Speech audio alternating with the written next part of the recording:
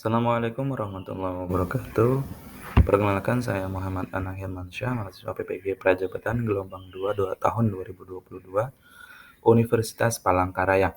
Kali ini saya akan memaparkan tentang panduan observasi untuk memenuhi tugas topik 3 demonstrasi kontekstual pemahaman tentang peserta didik dan pembelajarannya. Tujuan dari panduan observasi ini yang pertama adalah tujuan dari panduan observasi ini adalah memperoleh informasi berupa data mengenai latar belakang dan perkembangan peserta didik di SM1 Kota Palangkaraya. Adapun aspek yang diamati adalah yang pertama etnik, kemudian yang kedua adalah kultural, status sosial, minat, perkembangan fisiologis, psikologis, mulai dari fisik, kognitif, sosioemosional, moral, dan bahasa. Yang keenam adalah kemampuan awal dari peserta didik dalam pembelajaran, kemudian gaya belajar mereka, yang kedelapan motivasi belajar, yang kesembilan adalah perkembangan motorik. Sasaran observasi adalah kelas 10-7 di SMA 1 Palangkaraya. Kemudian waktu pelaksanaannya direncanakan tanggal 27 Januari 2023 bertepatan dengan hari Jumat di jam 9 sampai jam 10 di kelas 9 10-7 SMA 1 Palangkaraya.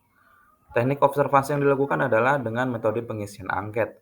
Dalam pengisiannya, mereka akan mencentang atau memberi tanda kepada kolom yang disediakan dengan memilih angka 1 jika sangat tidak setuju, angka 2 jika tidak setuju, angka 3 jika setuju, dan angka 4 jika sangat setuju, serta mengisi tanggapan pada kolom tanggapan. Berikut ini adalah lembar yang mereka isi. Yang pertama adalah data pribadi.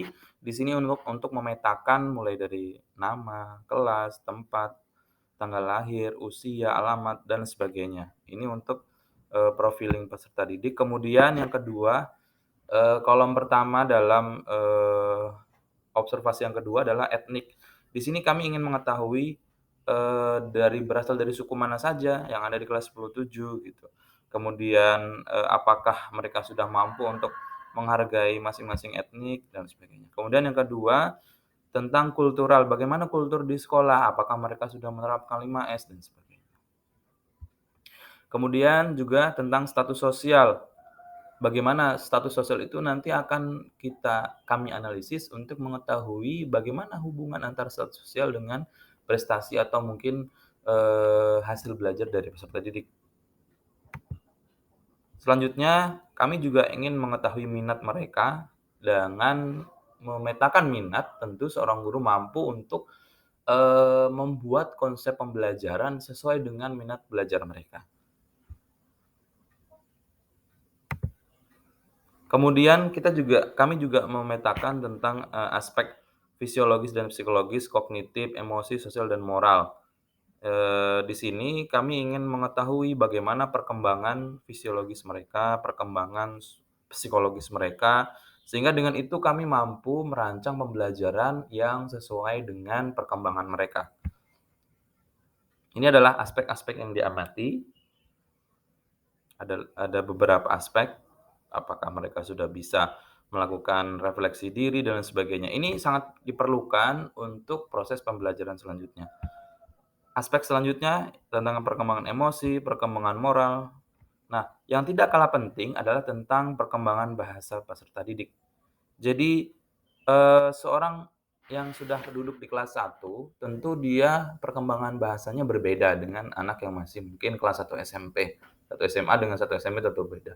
Nah, kami ingin melihat bagaimana perkembangan mereka. Apakah ada hubungan antara prestasi belajar dengan kemampuan bahasa? Tentu ada hubungannya. Nah, nanti kami akan melihat hal tersebut dalam proses pembelajaran selanjutnya. Kemudian juga kami ingin mengetahui kemampuan awal mereka. Apakah mereka itu sebelum belajar, mereka itu belajar dulu sebelum masuk ke sekolah, misalnya berangkat sekolah, malamnya apakah mereka belajar membaca buku tentang teori besok atau bagaimana. Nah, itu kami ingin mengetahui dan nanti akan dikaitkan dengan, oh ternyata anak yang di rumah itu membaca terlebih dahulu, prestasi belajarnya bagus. Nah, itu yang akan kami coba ketahui. Kemudian juga kami ingin mengetahui tentang gaya belajar mereka. Kenapa hal ini kami observasi kami ingin tahu apakah, di kelas itu mayoritas gaya belajarnya visual, auditory, atau kinestetik.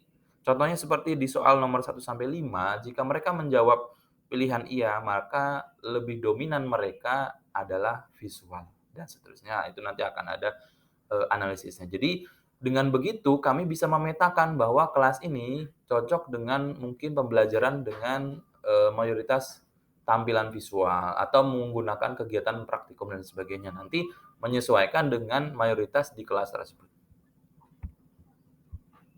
Selanjutnya adalah motivasi belajar. Motivasi belajar ini sangat penting kita ketahui sebagai seorang guru agar dapat menyusun, kembali lagi merencanakan pembelajaran yang mampu, mungkin kalau motivasinya rendah kita tingkatkan. Yang motivasinya tinggi kita kemudian, tetap terus motivasi supaya dia tidak sampai kemudian jatuh motivasi. Sehingga, semua peserta didik termotivasi untuk meningkatkan dirinya, meningkatkan kemampuannya dalam proses pembelajaran. Perkembangan selanjutnya adalah perkembangan motorik. Nah, karena saya mengajar, fisika, tentu perlu untuk mengetahui bagaimana perkembangan motorik mereka, karena ini penting ketika mengadakan praktikum. Nah, makanya salah satu aspek yang kami amati adalah perkembangan motorik.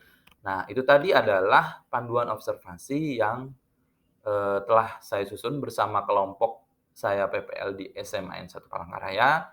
Mudah-mudahan bermanfaat dan, bisa menginspirasi kita semua. Sekian, terima kasih. Wassalamualaikum warahmatullahi wabarakatuh.